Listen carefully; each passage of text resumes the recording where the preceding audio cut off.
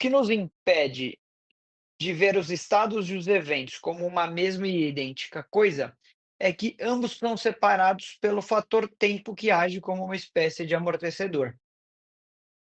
Entre nossos estados internos e o produzir dos eventos externos que os correspondem, intercorre o tempo que, como uma cortina de fumaça, impede o reconhecimento de que os eventos não são outra coisa senão os nossos estados materializados no tempo e espaço. Pensamentos, emoções, sensações e todos os nossos estados são como convites que a cada instante enviamos, e embora possamos nos esquecer de tê-los feito, inevitavelmente atraem os eventos correspondentes. Aqueles já são os eventos. A aparição deles é só uma questão de tempo. Poderá levar mais ou menos tempo antes que se manifestem, neste ou em outro lugar, mas infalivelmente eles nos atingirão. Os estados emocionais de um ser humano são, na verdade, eventos em busca de uma ocasião para se manifestarem e se tornarem visíveis.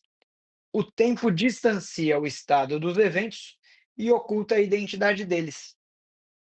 E é do livro A Escola dos Deuses. Olha, essa mensagem trouxe muita coisa. Ela está dizendo que nós somos a causa de tudo o que acontece na nossa vida. A gente pode pensar nesse conceito de diversas formas. Posso pensar na lei da atração, em que a gente atrai o que a gente sente.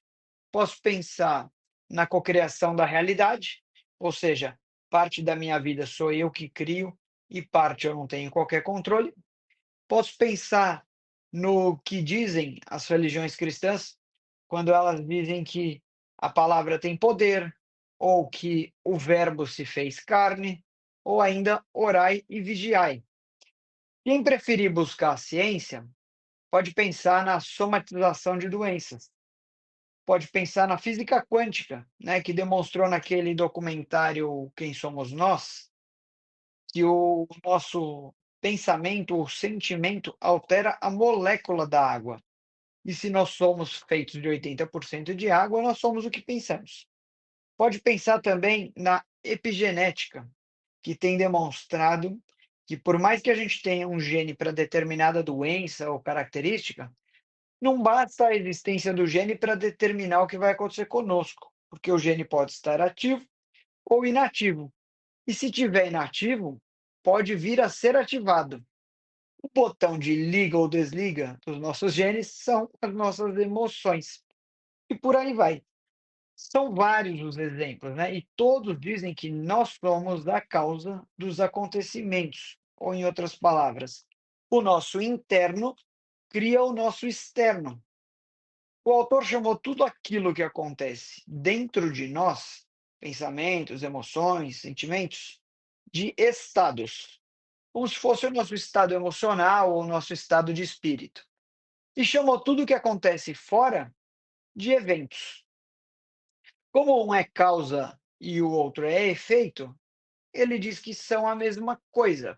Só que a gente não consegue perceber porque existe um intervalo de tempo entre a causa e o efeito.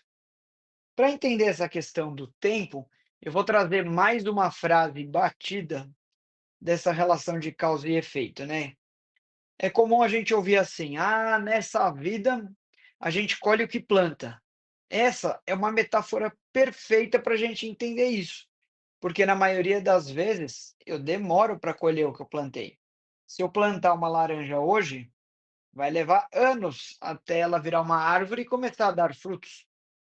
Quando eu estou falando de uma árvore frutífera, é fácil entender tanto a relação de causa e efeito, quanto a distância de tempo entre o plantio e a colheita. É fácil porque eu sei que uma laranjeira vem de uma semente de laranja e que fui eu que plantei aquela semente. Agora, quando acontece algo na minha vida e que eu não sei quando e como plantei, não tem como eu identificar. Se fosse algo instantâneo, eu saberia. Se eu coloco o dedo na tomada e tomo um choque, imediatamente eu sei que a causa da dor que eu senti foi o dedo na tomada. Então eu não coloco mais. Outro exemplo que evidencia isso Eu vi uma nutricionista falando que os laticínios em geral causam um processo inflamatório no corpo. E que nada tem a ver com a lactose, né? A lactose é problema só para quem não tem a lactase. Mas o problema dos laticínios é a proteína do leite, a caseína. Como nenhum ser humano é capaz de quebrar essa proteína, se ela for parar no sangue, ela vai ser considerada um corpo estranho a ser combatido. E é assim que começa o processo inflamatório. Mas esse processo é muito lento e a pessoa não percebe que a causa da inflamação é aquele determinado laticínio que ela comeu muito tempo atrás. Aí as pessoas falam para ela assim: eu como queijo há mais de 30 anos, nunca tive nada, nunca me fez mal. E aí a nutricionista tem que responder, né? Fez sim, mas foi tão lentamente que a pessoa não percebe. O que é diferente de uma alergia, por exemplo, né? Pensa alguém que tem alergia ao camarão. A pessoa come o camarão pela primeira vez, passa muito mal, vai parar no hospital e já sabe que o camarão faz mal. Então, esse lapso de tempo entre a causa e o efeito, ou entre o plantio e a colheita, quando eu não conheço a semente dos frutos que eu estou colhendo, faz eu pensar que não fui eu que plantei. Isso é muito comum também da gente perceber nos ambientes de trabalho, né? Uma pessoa acaba sendo isolada ou fica estagnada na carreira e ela não percebe que é justamente o comportamento dela que gera esse efeito. É comum a gente ouvir aí nos RHs das empresas que se contrata por competência e se demite por comportamento.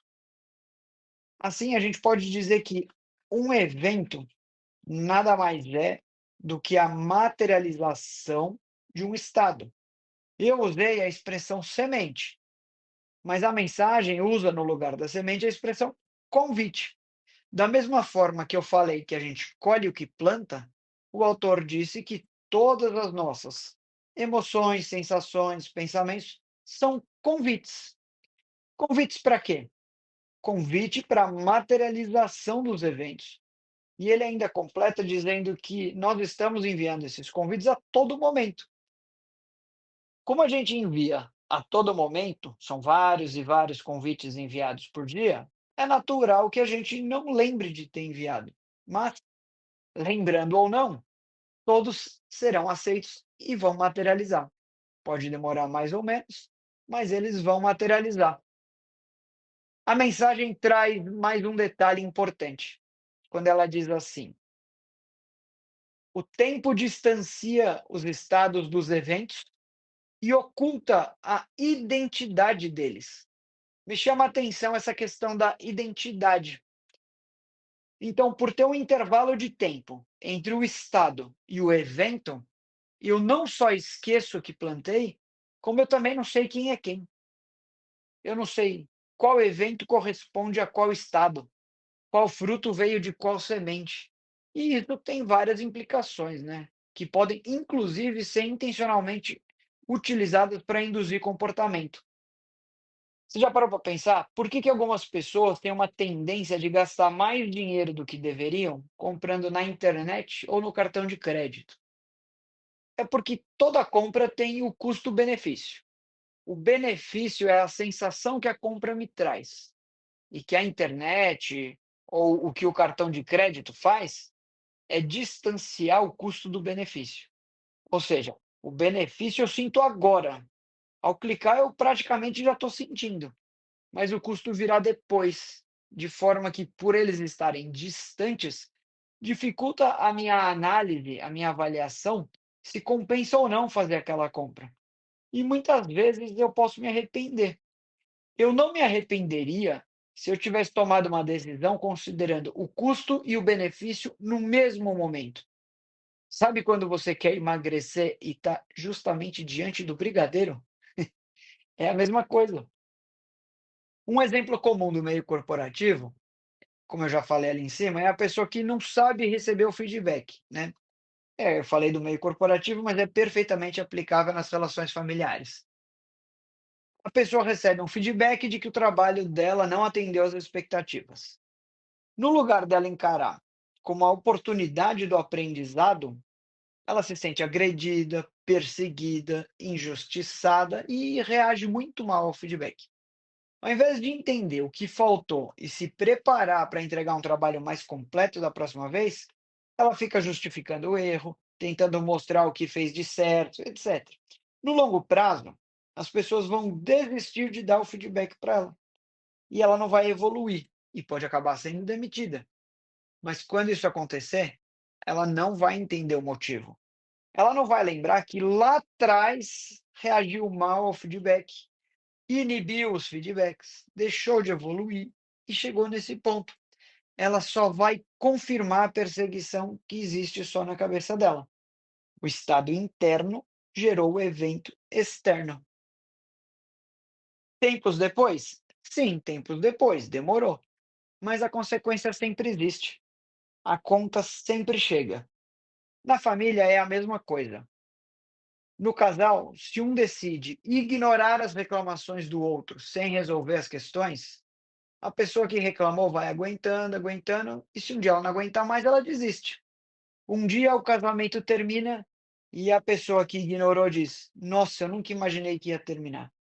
O pensamento interno de essa reclamação não é importante, ou a sensação interna de eu já casei, a pessoa vai ser minha para sempre, gerou o evento externo chamado divórcio. Caio, você está dizendo tudo isso só para me sentir culpado por tudo que aconteceu na minha vida? Claro que não. A culpa não serve para nada.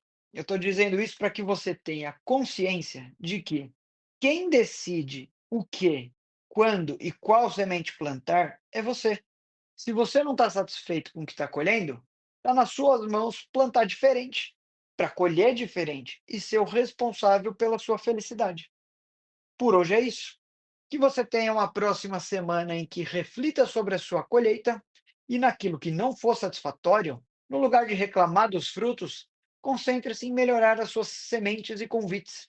Que você aceite que a sua felicidade está nas suas mãos e seja você o lavrador de uma colheita cada dia mais próspera, principalmente na sua família. Um forte abraço, fique com Deus, afetuosamente.